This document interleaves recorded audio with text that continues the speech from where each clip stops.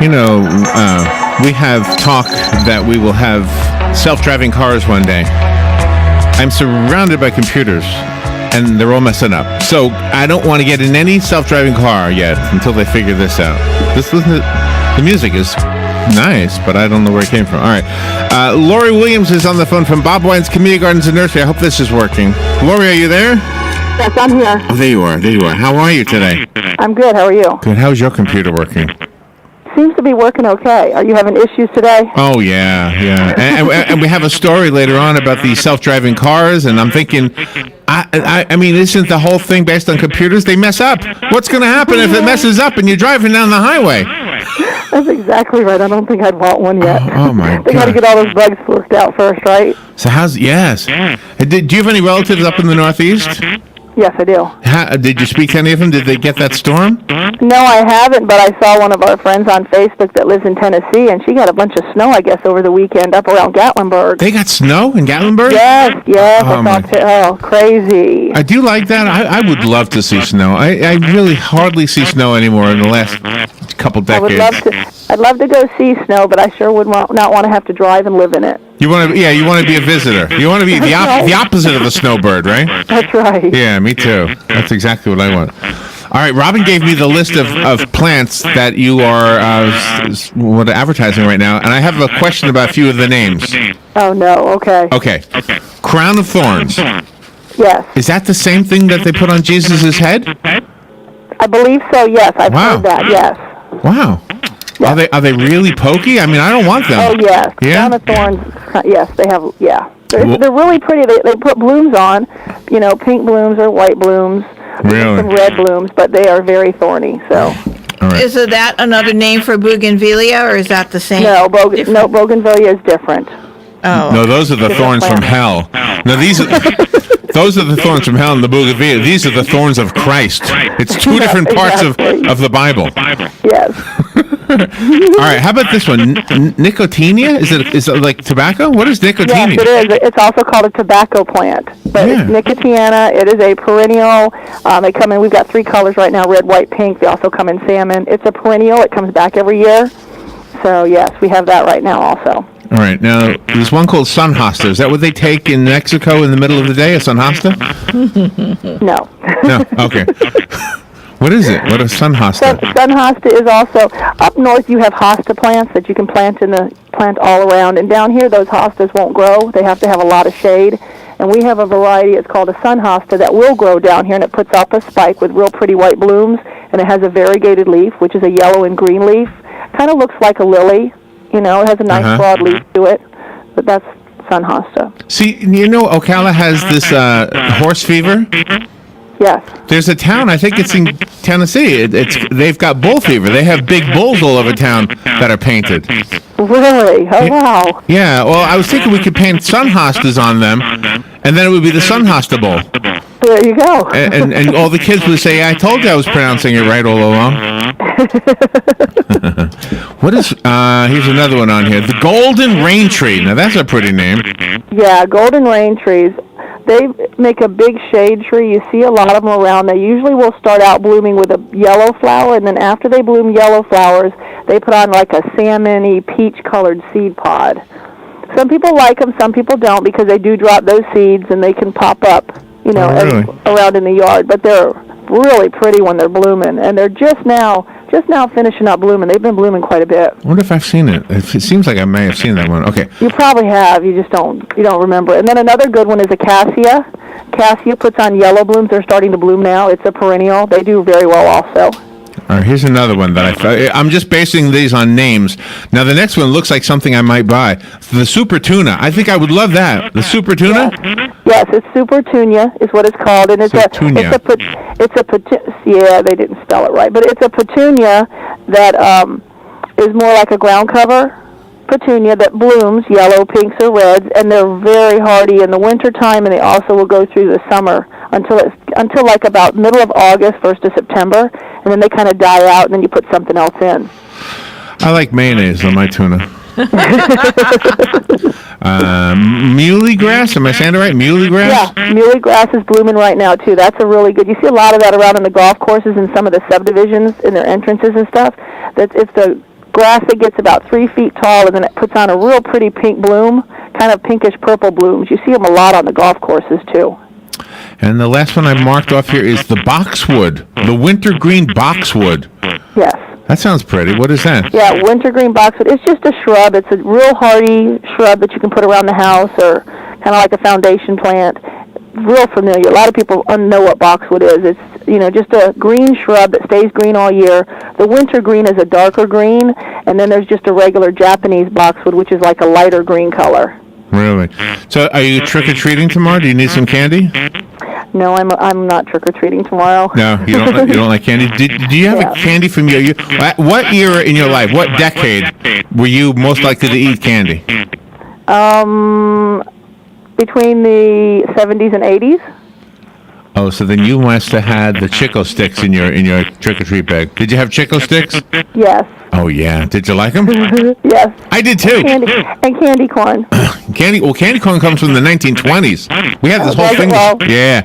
I'm not quite that old, but I like candy corn. Yeah, but they stuck around. The candy corn's still here. Yeah. Yes, exactly. It does say you're having a closeout, though, on bougainvillea and diplodemia. Yes. Yep, and both of those are vines. The bougainvillea and the diplodemias, we've got those on closeout for $5 right now. Just kind of get rid of them. There's diplodemias are pink. Bougainvilleas are kind of a real dark pink, kind of a magenta color. And then we also have some purple ones.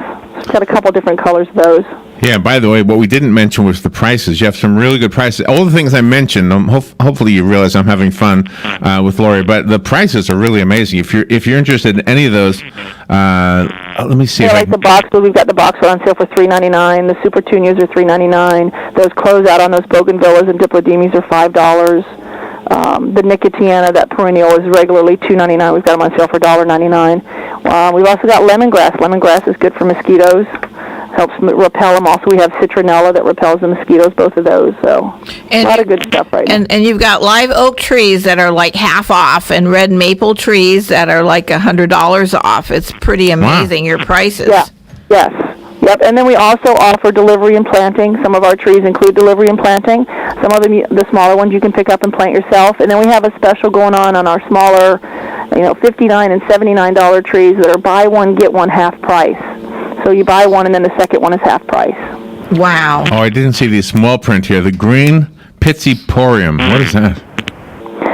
That's a shrub also. Just has a green leaf. They get about 3 feet tall. Good foundation planting. And there's also a variegated pittosporum. The variegated pittosporum is a yellow and green. It gets a little bit taller. All right, Laurie, I'm glad you're okay, and I'm glad you had a good weekend. I'm glad you're not going to be indulging in too much candy tomorrow. Nope, not me. What is the phone number over at Bob Wine's? It's 20. Our phone number is 352-629-5766, and our address is 2610 Southeast 38th Street. There you go. And we're open Monday through Friday 9 to 4 and Saturday 9 to 2. All right. Thank you, Laurie, for everything you do. Thank you. All right, you're welcome. All right, we will take a little break. It looks like we're coming up against the news. I hope I did this right. I'm battling with this computer here. We will be right back.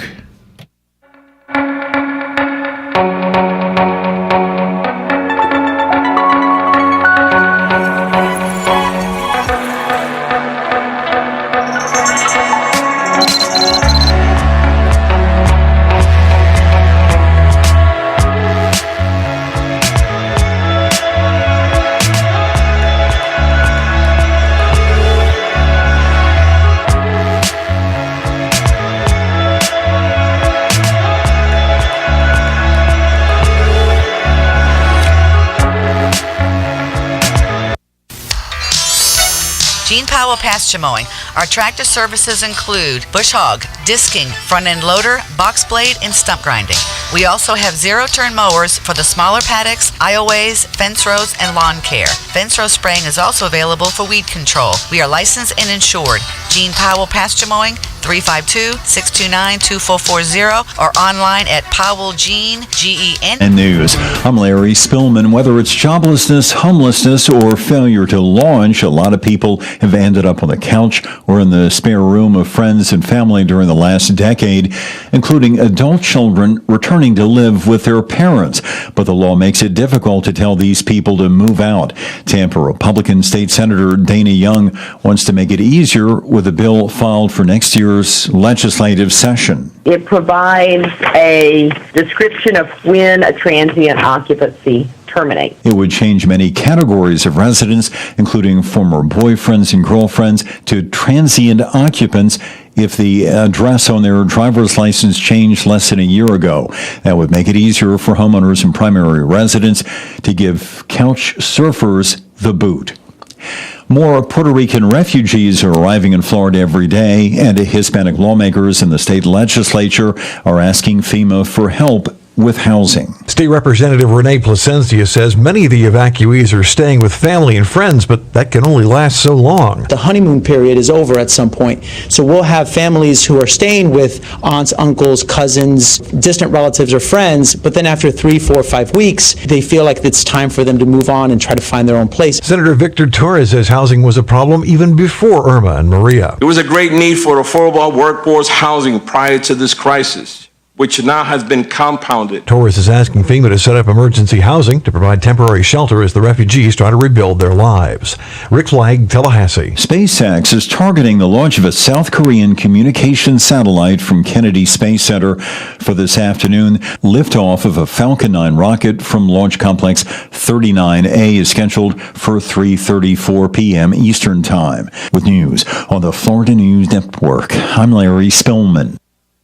If some high-pressure salesperson twisted your arm into buying a timeshare, it's not your fault. Whether you bought decades ago or days ago, I bet that salesperson didn't mention your timeshare could cost you twice as much as a regular vacation, or that you'd never be able to use it when you wanted, or that your fees could shoot up every year. They misled you, and that's not fair. That's why we're here, to get your timeshare company to free you from your unwanted timeshare. Get the free information you need at 1-800-781-2467.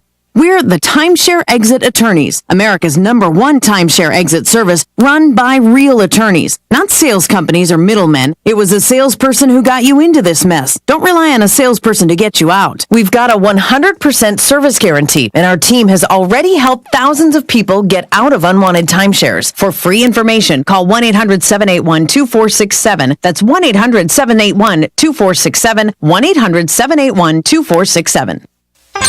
The City of Ocala Department of Recreation and Parks are proud to present the 34th Annual Light Up Ocala on November 18th. The fun starts on the square in downtown Ocala from 4 to 9 p.m. There'll be food vendors, 4 stages of entertainment, Whoville, Theme Kids Zone, the Downtown Holiday Skating Rink, crafts, the Junior Sunshine Christmas Parade around the square, and at about 7:30 p.m., the official Downtown Lighting Ceremony. See you at Light Up Ocala. The weather is brought to you by myfwc.com. Safe boating is no accident. Sunny with a cool breeze today. Temperatures will only top out in the mid to upper 60s, and it will be a clear, chilly night with lows of 41 to 53. Tomorrow, mostly sunny and turning warmer with highs of 74 to 76, and it will be a nice day Wednesday with sun and clouds, high 78 to 80. From the Florida Weather Center, I'm meteorologist Maggie Johnson. Announcing the album release concert of the year at Christ Church of Marion County, Gemma Adams. Jesus loves you. Performing her new album and smash hit, Path of Least Resistance. Number 12, top 100 nationwide. Also legendary singer Chuck Day. Gemma has one of the best voices of our time. Don't miss this stellar concert at Christ Church of Marion, Saturday the 18th of November at 6:30 p.m. Hear her new album at gemmaadams.org. Every angel has a past.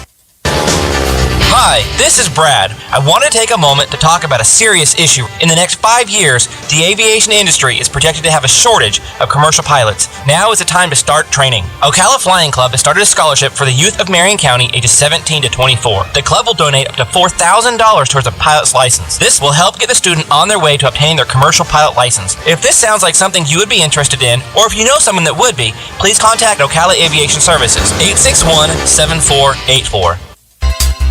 Here is your 30-second news brief. Governor Scott's new emergency rule on generators in nursing homes was unplugged by a judge in Tallahassee. Florida lawmakers are considering a bill that could ban the use of plastic grocery bags and styrofoam products. Athletic Director Scott Strickland announced Coach Jim McElwain and the University of Florida Athletic Association have agreed to part ways. And Extreme Dinosaurs opened on International Drive in Orlando, featuring full-sized animatronic dinosaurs. And that is your news brief from The Source.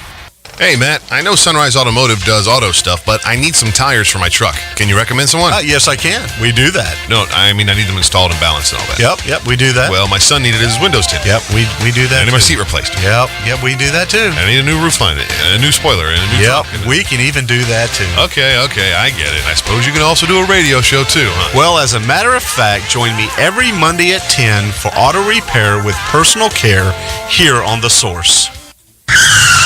Palm Garden announces Fast Track. Fast Track, focused assessment, safe transition. When a new guest is admitted to Palm Garden, we start with the ABCs.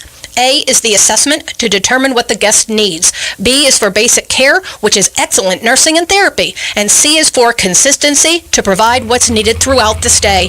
Fast Track. Palm Garden will get you home fast, really, really fast. Take a fast tour of Palm Garden located at the corner of Southwest 27th Avenue and 34th Street.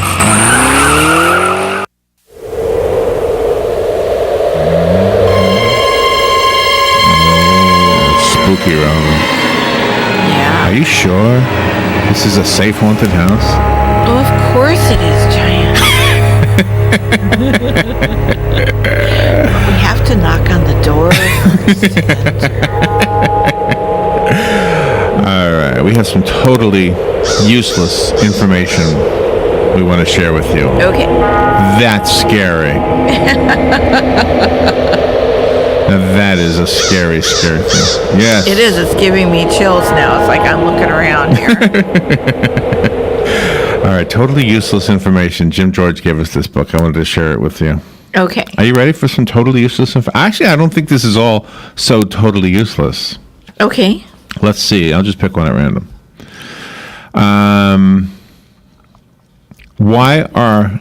Here's one. Why are beer and soda sold in six-packs? Here's the answer to this one. Oh, okay. That never crossed my mind, but now I'm curious. Standard 12-ounce cans and bottles of beer and soda are traditionally sold in six-packs. Why is the number 6 and not 4 or 5 or some other number? A brewer's main goal is to sell beer in multiple units. There is nothing special about the number 6. Over the years, all different numbers have been tried, though. Mm-hmm. Supposedly, the first major brewer to promote six-packs was Ballantine in the late 1930s. Oh, okay. For some reason, people seem to prefer buying packs of 6. One reason for this may be that after Prohibition, women began buying the household beer while doing the family shopping. Packs of 8 or 10 weren't as easy for them to handle. So 6-packs caught on. Coca-Cola was also sold in 6-packs at that time and helped predispose people to buying beer that same way. Of course, 8-packs of beer in smaller 8-ounce bottles also are now available, as are 4-packs of wine coolers. Mm-hmm. Odd numbers just don't catch on. It's always got to be an even number. Well, you have to share with a friend. You know, I mean, it's better to share with a friend than to drink alone. Yeah. Let's see. Why is West Virginia so named when Virginia actually extends 95 miles farther west? Oh, there you go. Why is West Virginia so named when Virginia actually extends 95 miles farther away? Okay. West Virginia was a part of the Commonwealth of Virginia until 1861. Okay. The western counties of Virginia never much liked being subjected to the rules of the eastern part of the state. Much like California right now is thinking about separating into 3 different states. You know that, right? I did not know that till just now. Isn't that interesting? At the start of the Civil War in 1861, most of the counties of Virginia voted to secede from the Union. Mm-hmm. 40 of the more western counties voted to stay in the Union and formed a new state. It was called Kanawha. Subsequently named West Virginia. So that was Kanawha at one time. Okay. How about that? Kanawha. Here's a question for a horticulturist like Carol Ann Baldwin tomorrow, or Laurie Williams. What is a fruit? What is the difference between fruits and vegetables? Are you ready for some more useless information? Okay, here I am. On this Halloween Eve, scary Halloween Eve? Yes, I am. Which sounds like this. The answer on what the difference is between fruits and vegetables depends on whether you ask a botanist or a culinary expert. Oh, okay. Technically, a fruit is the mature, sexually produced, seed-bearing ovary of a flowering plant. Do you get that? Okay. Vegetables come from the vegetative or non-sexual parts of the plant. Okay. Well, maybe that's why I like fruit better. So fruits include apples, oranges, nuts, and such seed-bearing vegetables as the peas, beans, squash, eggplants, and tomatoes. The tomato is actually a berry, as is the pineapple. Really? The banana is actually an herb. Wow. Did not know that. The various types of vegetables include roots, which are carrots and radishes, leaves, which are lettuce and spinach, flower buds like broccoli and cauliflower, and stems, which would be rhubarb. I love rhubarb. In the culinary world, however, tomatoes are considered a vegetable, and rhubarb is considered a fruit. And nuts fall into a different category. Gosh, isn't that something? More useless knowledge. Are you ready for some more? I'm ready. Let's see what this sounds like. It sounds like nothing. Wait, well, here it is. Nothing. There it is. More useless knowledge. Okay, why is a typewriter or the keyboard on your computer arranged? Why are they not arranged in alphabetical order?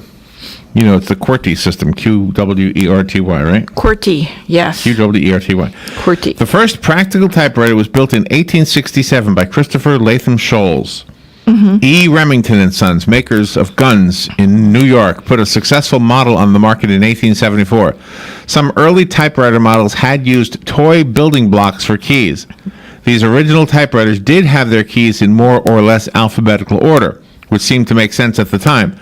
The one little problem with this arrangement was that the early typists became so proficient that the keys would jam up because they typed too fast. To slow down the typists, the keys were rearranged into a diabolically different pattern. Oh, my. Making it more difficult. Scholl's first typewriter was designed for use with 2 fingers. Typists learned to use all 10 fingers with the rearranged key pattern, which still survives today. Yeah, that's wonderful. Isn't that interesting? I love that. I never knew that. Yeah, it was fun taking typing class. Was it really? I thought so anyway. Did you take typing class? I did. I did. And it serves me to this day. Yeah, exactly. Who was the first European to discover the New World? It was not Christopher Columbus, Leif Erikson, or Eric the Red. Or Amerigo Vespucci? Well, he was the map maker. Oh, okay. According to the Book of Flatty. Flatty? Flatty. Is it a woman? I don't know. According to the Book of Flatty, a collection of Icelandic stories compiled in the 1300s, the first European to discover the New World was a Norse trader named Bjarni Herjolfsson. Oh, my. Herjolfsson was blown off course in the year 986 AD on his way from Iceland to Greenland. He sighted what is now believed to be Cape Cod. As he was behind schedule and also not very curious, he did not land in Cape Cod. Oh. Instead, he traveled northeast toward Greenland, possibly sighting Nova Scotia and Newfoundland along the way. It wasn't until 14 years later, in the year 1000, that Leif Erikson landed in Newfoundland. Leif was the son of Erik Thorvaldsson, also known as Erik the Red. Erik's father had been exiled from Norway to Iceland for having committed murder when Erik was 10 years old. After his father died, Erik became involved in several killings and was expelled from Iceland for 3 years. This is why he came over here. That's right. Let me wreak havoc somewhere that is not, More useless information to tell stories with. This is cool. I like this. Here we go. The next story is about Mother Goose. Is there really a Mother Goose? Yes, my answer is yes. I think she was a real person. The collection of nursery rhymes known as Mother Goose Stories allegedly was based on the stories of an actual woman named Goose. Her full name was Elizabeth Goose. She lived in Massachusetts from 1665 to 1757. Mrs. Goose had 10 stepchildren through her marriage to Isaac Goose, and had 6 more children of her own for a total of 16 children. One of her daughters married Thomas Fleet, a Boston printer. Mrs. Goose told many interesting children's tales, and her son-in-law, Fleet, supposedly printed them up in 1719. Thus, the first Mother Goose stories. Nice. That's not scary, though. No, it's not, but it's a nice fact. Useless information. Yes. I love this stuff. Do you really? Especially when the high-pitched strings are in there. Why do oysters make pearls? Why do they? I have no clue. Pearl oysters live on the sandy bottom of the tropical sea, somewhere next to SpongeBob SquarePants. They filter the water to extract food. Any foreign matter, bits of sand, or parasites that invade their bodies can cause irritation. As a defense mechanism, oysters will coat a grain of sand with a nacre, or mother of pearl, which is a silvery calcium carbonate substance that the oyster usually exudes to line its shell. After several years of coating, pearls are formed. Depending upon the pigments in the nacre, they can be white, pink, blue, yellow, or even black. Wow. I would love to find a pearl in an oyster. Would you really? I had pearls one time, and I would love to get them again. More useless information. Used to be able to do that here's at the one. Silver Springs attraction. What's that? You'd buy an oyster for $25 and then hope there was a pearl inside. There was a story, speaking of $25. Yes. There was a story. Listen to this. Yes. Because I'm writing all these little apple tree seedling stories. Yes, you are. They're very enjoyable to read. Okay, there's a town in Illinois called Apple Tree Plaza or something like that. Apple Tree Seedling Plaza. Anyway, it's a shopping center now, but some time ago, I don't know when. I'm not looking at it, but to raise money. This is outside Chicago. To raise money, they sold 25 square feet of land for $25. Mm-hmm. Now, you didn't own it when you paid the $25. You just had the right to plant your apple tree seedling in it. Isn't that cool? That is cool. And they raised $400,000. I don't know how many acres they had there, but they were able to raise $400,000, whatever, close to it, or just a little more than that. I can't remember. Isn't that something? Yep. Apple Tree Seedling Plaza, I think, or Apple Tree Plaza, or something like that. Wow. Maybe this is a good idea for our next literacy fundraiser. Yes. We just have to find some land to let people grow their trees. Yeah, but it's got to be deeper than that. It's got to. This is good. Why do military uniforms often have buttons up the cuff of the sleeves? Because they look cool. They look finished. According to the legend, the answer dates back to the time of Napoleon. The emperor was quite a snappy dresser and a perfectionist when it came to the appearance of his men. Mm-hmm. One of his pet peeves was the sight of a soldier wiping their noses on their sleeves of their uniforms. Oh. To discourage this nasty habit, he had large buttons sewed onto the uniform sleeves. And that's why we have buttons on the sleeves of uniforms. Really? All because... Who knew that? Wow, that's pretty interesting. Some more scary stories. Yeah, I never knew that. Keep people from wiping their noses on their sleeves. Does it work? I don't know. I don't. Not for me. All right. What? I use a Kleenex. How do African women balance and carry such heavy loads on their heads? Now that's a good question. I do not know the answer. East African girls learn from their mothers. They begin by walking around balancing very small, light objects, much like an American girl balancing a book on her head to develop grace. Did you ever do this? I did, yeah. My girlfriends and I tried it once. We thought, no, this isn't working out. We're not going to finishing school. We don't need to learn how to do this. By the time they were young women, they can carry up to 25% of their body weight without using any more energy than they would wearing a straw hat. Wow. That is crazy. It's interesting. The reason they could do this is their remarkable posture control. Mm-hmm. They form a rigid straight line between their vertebrae and pelvis. When they walk, there is a very little movement of their head, neck, or shoulders. The hips bob somewhat, but the ankles and knees do most of the moving. Mm-hmm. The bobbing and dipping. By bobbing and dipping, we Westerners waste a lot of energy when we walk. We should learn to walk with things bounced on our heads. There you go. I should try this. Now that is scary, right? All right, what poisonous plants do we grow in our garden and eat every day? Some of the garden fruit and vegetable plants are poisonous to varying degrees.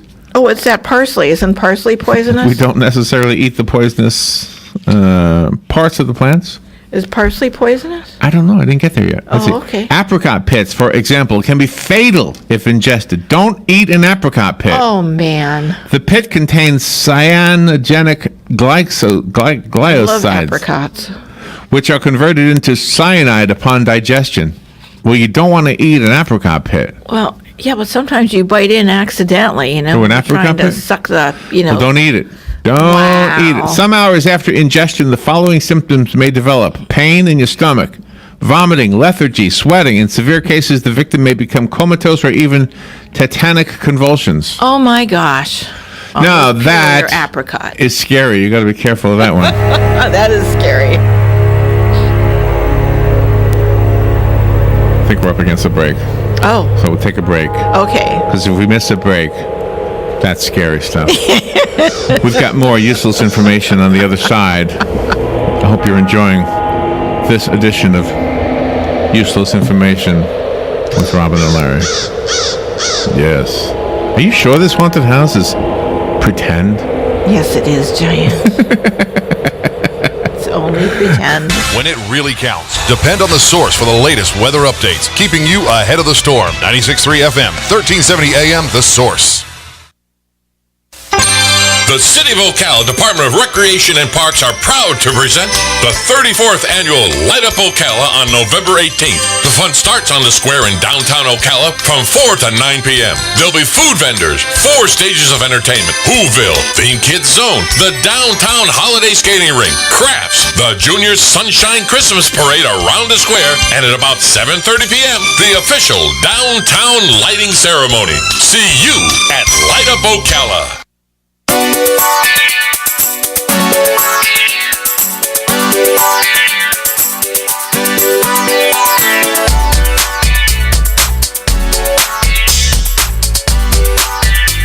All right, I guess that was our cue. That was a short break.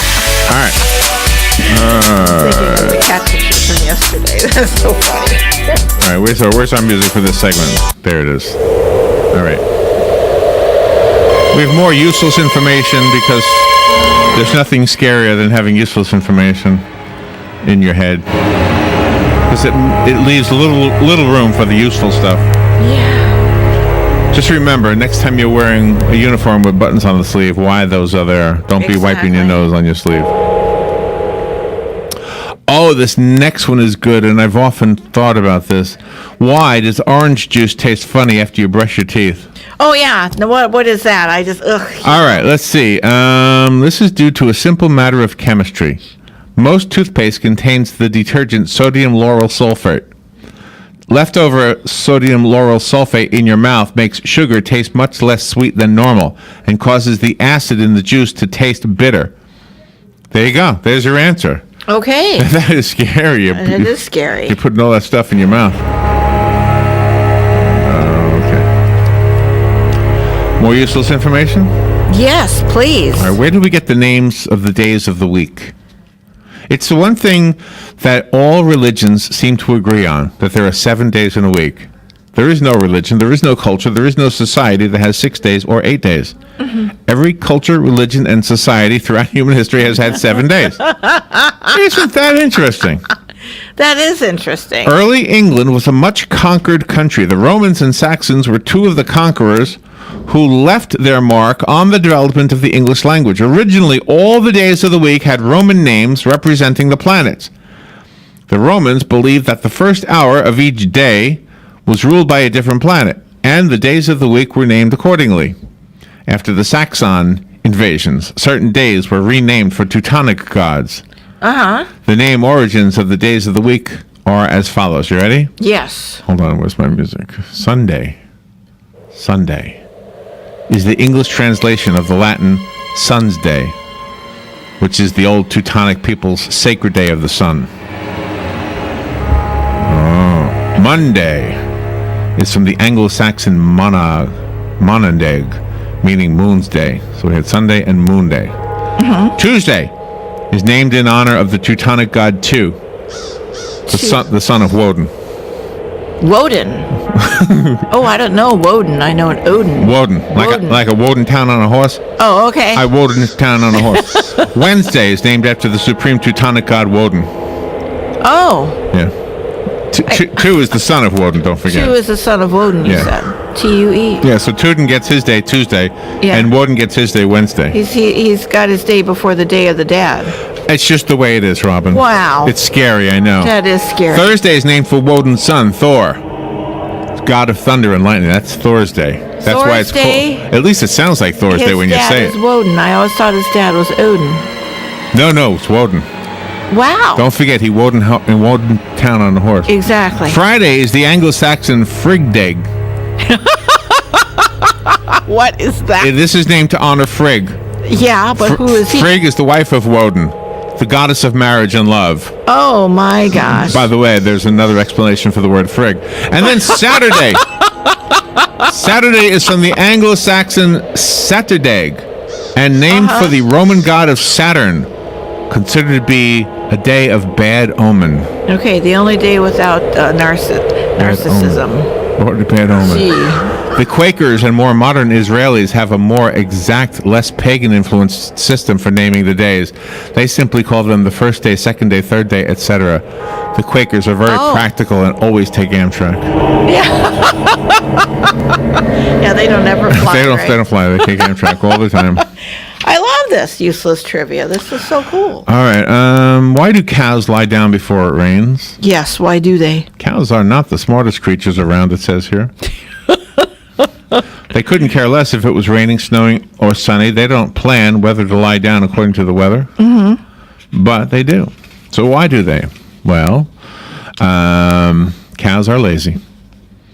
As ruminants, meaning they have more than one stomach, they must eat a lot of food, and they also have a very slow digestive system. One of their stomachs is 55 gallons large. Whoa. Wow, I never knew that. Whoa, 55 gallons. Wow. It's huge. Gosh, that is huge. Anyway, so they lay down because... it's Thanksgiving for them every day, then. Here's another one. Do we have time for another one? I hope so. All right, this is another scary one. You ready? Okay.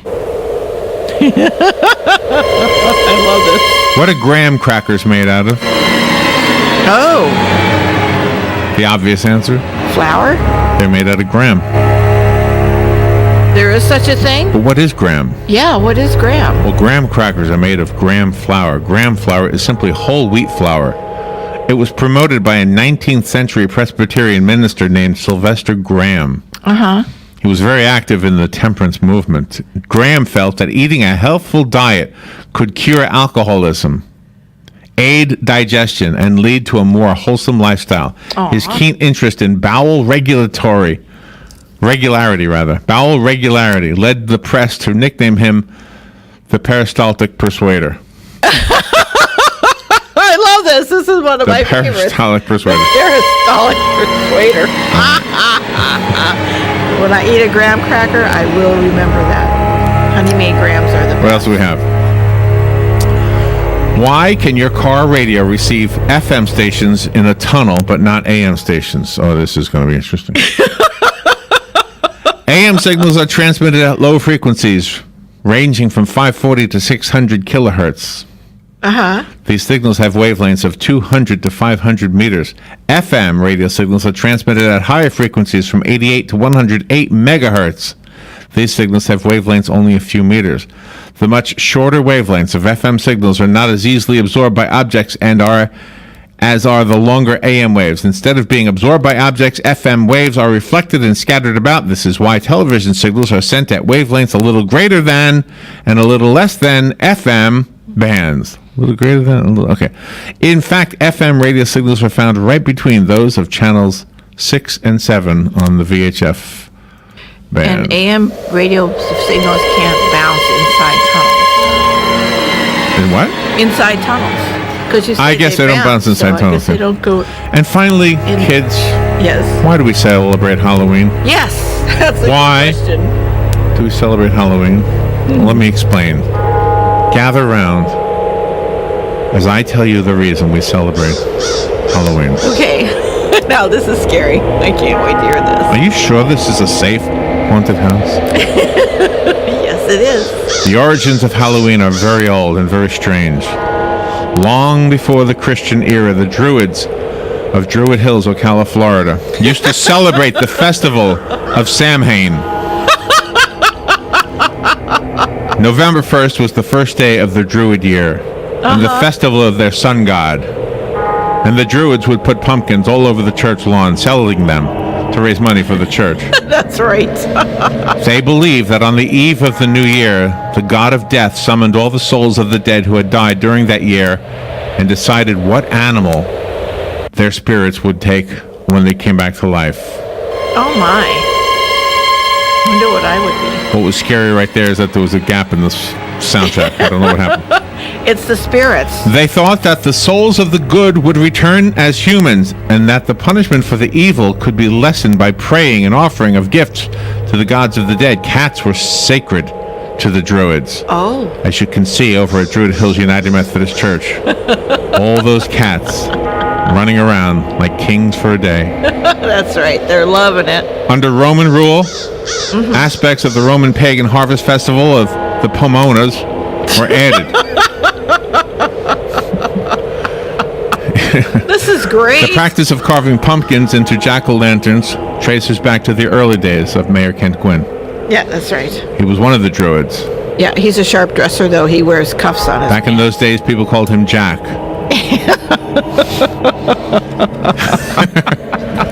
And it was his lantern. Did he have a sister named Heloise? He had a sister named Heloise. But why is there... Here's a story about Heloise. This is a story about Heloise O'Lantern. Maybe you've heard of her. Maybe not. She had a brother named Jack. Ooh, this is giving me chills. I love this. We've heard of Jack, you say, but why is there no Heloise? And why does Heloise have no face? Because it's bowed while she says grace. That's it. Now you know why we celebrate Halloween and other useless information. I don't know where the news went. It didn't come on. That was scary. Okay. All right. You know what we're doing? What? Taking a break. Okay. And then Eddie Alterman will be calling it. Annie Alterman. Eddie. Eddie, sorry. Yes, Eddie. What do I know? I just do a radio show. Annie Alderman. We'll be right back. Thank you, kids.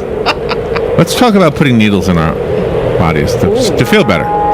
Oh. To feel better. I think it's a good thing. Eric? You know how frogs are so hoppy? It's because they don't smoke or have COPD, otherwise they would be flip-floppy. If you want to quit smoking to prevent yourself from croaking, come to A Better You for a good acupuncture poking.